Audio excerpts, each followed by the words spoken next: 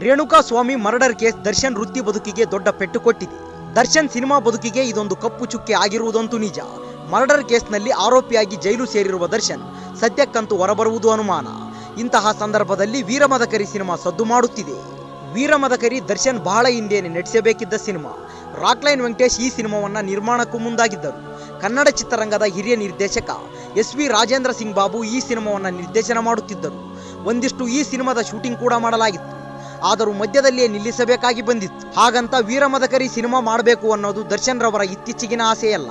ದರ್ಶನ್ ಚಿತ್ರರಂಗಕ್ಕೆ ಆರಂಭದ ದಿನಗಳಲ್ಲಿಯೇ ವೀರಮದಕರಿ ಸಿನಿಮಾ ಮಾಡಬೇಕು ಅಂತ ಆಸೆ ಪಟ್ಟಿದ್ದರು. ಆದರೆ ಈ ಸಿನಿಮಾ ಮಾಡುವುದಕ್ಕೆ ಪ್ರಯತ್ನ ಪಟ್ಟಾಗಲೆಲ್ಲ ದರ್ಶನ್ಗೆ ನಿರಾಸೆ ಆಗಿದ್ದೇ ಹೆಚ್ಚು. ಮುಂದೆ ಇಂತಹದ್ದೊಂದು ಐತಿಹಾಸಿಕ ಸಿನಿಮಾ ಮಾಡುವ ಎಲ್ಲ ಅವಕಾಶವೂ ಇತ್ತು. ಆದ್ರೀಗ ಅವರೇ ತಮ್ಮ ಕೈಯಾರೆ ಕಳೆದುಕೊಂಡಂತಾಗಿದೆ. ಚಿತ್ರದುರ್ಗದ ಹುಲಿ ಮದಕರಿ ನಾಯಕ ಚರಿತ್ರೆಯನ್ನ ಕೇಳುವುದೇ ಖುಷಿ. ಇಂತಹ ಐತಿಹಾಸಿಕ ಪುರುಷನ ಸಾಹಸವನ್ನ ದರ್ಶನ್ ತೆರೆ ಮೇಲೆ ತರುವುದಕ್ಕೆ ಮುಂದಾಗಿದ್ದರು. ಆದ್ರೀಗ ಕೊಲೆ ಪ್ರಕರಣದಲ್ಲಿ ಆರೋಪಿಯಾಗಿರುವ ದರ್ಶನ್ ಮುಂದೆ ಇಂತಹ ಸಿನಿಮಾವನ್ನ ಕೈಗೆತ್ತಿಕೊಳ್ಳಲು ಸಾಧ್ಯವೇ? ಒಂದು ವೇಳೆ ಐತಿಹಾಸಿಕ ಪುರುಷರ ಚರಿತ್ರೆಯಲ್ಲಿ ನಟಿಸಿದರೆ ಜನರು ಒಪ್ಪುತ್ತಾರೆಯೇ ಅನ್ನೋ ಪ್ರಶ್ನೆ ಚಿತ್ರರಂಗದಲ್ಲಿ ಎದುರಾಗಿದೆ. ಹೇಳಿ ಕೇಳಿ ಚಿತ್ರದುರ್ಗ ಹಾಗೂ ಉತ್ತರ ಕರ್ನಾಟಕದ ಭಾಗದಲ್ಲಿ ಮದಕರಿ ನಾಯಕನಿಗೆ ಅಭಿಮಾನಿಗಳು ಹೆಚ್ಚಾಗಿದ್ದಾರೆ. ಅದರಲ್ಲೂ ಚಿತ್ರದುರ್ಗ ಹಾಗೂ ಸುತ್ತಮುತ್ತ ಮದಕರಿ ನಾಯಕ ಆರಾಧಿಸುವ ಜನರಿಗೇನು ಕಮ್ಮಿ ಇಲ್ಲ. ಆದ್ರೀಗ ದರ್ಶನ್ ಅದೇ ಊರಿನ ತನ್ನ ಅಭಿಮಾನಿ ರೇಣುಕಾ ಸ್ವಾಮಿ ಮರ್ಡರ್ ಕೇಸ್ನಲ್ಲಿ ಆರೋಪಿಯಾಗಿ ಜೈಲು ಸೇರಿದ್ದಾರೆ. ಈಗ ಜೈಲಿನಿಂದ ಹೊರಬಂದು ಆರೋಪ ಮುಕ್ತನಾದರೂ ಒಂದಿಷ್ಟು ವರ್ಷ ಗ್ಯಾಪ್ ಕೊಟ್ಟು ಮತ್ತೆ ವೀರಮದಕರಿ ಸಿನಿಮಾದಲ್ಲಿ ನಟಿಸಿದರೆ ಜನರು ಒಪ್ಪುತ್ತಾರೆಯೇ ಅನ್ನೋ ಪ್ರಶ್ನೆಯಂತೂ ಎದುರಾಗಿದೆ. ದರ್ಶನ್ ಈಗಾಗಲೇ ಐತಿಹಾಸಿಕ ಸಿನಿಮಾಗಳಲ್ಲಿ ನಟಿಸಿದ್ದಾರೆ. ಕನ್ನಡದ ಚಿತ್ರರಂಗದಲ್ಲಿರುವ ಸೂಪರ್ ಸ್ಟಾರ್ಗಳ ಪೈಕಿ ಐತಿಹಾಸಿಕ ಪಾತ್ರಗಳಲ್ಲಿ ನಟಿಸಿ ಗೆದ್ದಿದ್ದು ದರ್ಶನ್ ಮಾತ್ರ. ಅದಕ್ಕೆ ಸಾಕ್ಷಿ ಕ್ರಾಂತಿವೀರ ಸಂಗೊಳ್ಳಿ ರಾಯಣ್ಣ.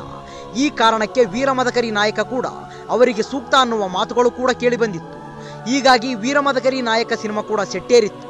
ರಾಕ್ಲೈನ್ ವೆಂಕಟೇಶ್ ನಿರ್ಮಾಣ, ಎಸ್.ವಿ. ರಾಜೇಂದ್ರ ಸಿಂಗ್ ಬಾಬು ನಿರ್ದೇಶನವಿತ್ತು. ಕೆಲವು ದಿನಗಳ ಕಾಲ ಕೇರಳದಲ್ಲಿ ಚಿತ್ರೀಕರಣ ಕೂಡ ನಡೆದಿತ್ತು.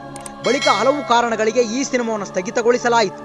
ಆದ್ರೀಗ ರೇಣುಕಾ ಸ್ವಾಮಿ ಮರ್ಡರ್ ಕೇಸ್ ದರ್ಶನ್ ಕನಸಿನ ಸಿನಿಮಾವನ್ನ ಶಾಶ್ವತವಾಗಿ ಅವರಿಂದ ಕಿತ್ತುಕೊಳ್ಳುತ್ತಾ ಅನ್ನೋ ಅನುಮಾನ ಮೂಡಿದೆ. ಚಿತ್ರದುರ್ಗ ಹಾಗೂ ಅದರ ಸುತ್ತಮುತ್ತಲಿನ ಜನರಿಗೆ ದರ್ಶನ್ ಮೇಲೆ ಸಿಟ್ಟಿರಬಹುದು. ಒಂದು ವೇಳೆ ಸಿನಿಮಾ ನಿರ್ಮಾಣ ಆದರೂ ಆ ಭಾಗಗಳಲ್ಲಿ ಓಡುವುದು ಅನುಮಾನ. ಹೀಗಾಗಿ ಅವರ ಕನಸಿನ ಸಿನಿಮಾವನ್ನ ಶಾಶ್ವತವಾಗಿ ಮರೆಯಬೇಕಾಗುವುದು. ವೀರಮದಕರಿ ನಾಯಕ ಸಿನಿಮಾ ಸೆಟ್ಟೇರಿದಾಗ ಸುದೀಪ್ ಅಭಿಮಾನಿಗಳು ಕೂಡ ಅಸಮಾಧಾನವರಾಗಿದ್ದರು. ಒಂದು ವೇಳೆ ಮತ್ತೆ ಈ ಸಿನಿಮಾ ಆರಂಭ ಆದರೆ ಮತ್ತೆ ಮದಕರಿ ನಾಯಕನ ಸಮುದಾಯ ಕೂಡ ವಿರೋಧ ವ್ಯಕ್ತಪಡಿಸುವ ಸಾಧ್ಯತೆ ಇದೆ. ಇನ್ನೊಂದು ಕಡೆ ಈಗಾಗಲೇ ಅನೌನ್ಸ್ ಆಗಿರುವ ವೀರ ಸಿಂಧೂರ ಲಕ್ಷ್ಮಣದ ಮೇಲೂ ಪ್ರಭಾವ ಬೀರುವ ಸಾಧ್ಯತೆ ಇದೆ. ಈ ವಿಡಿಯೋ ಇಷ್ಟವಾದಲ್ಲಿ ನಮ್ಮ ಚಾನಲ್ ಲೈಕ್ ಮಾಡಿ, ಶೇರ್ ಮಾಡಿ, ಸಬ್ಸ್ಕ್ರೈಬ್ ಮಾಡಿ ಅಂತ ಹೇಳ್ತಾ ಅಲ್ಲಿಯವರೆಗೂ ಟೇಕ್ ಕೇರ್, ಬಾಯ್ ಫ್ರೆಂಡ್.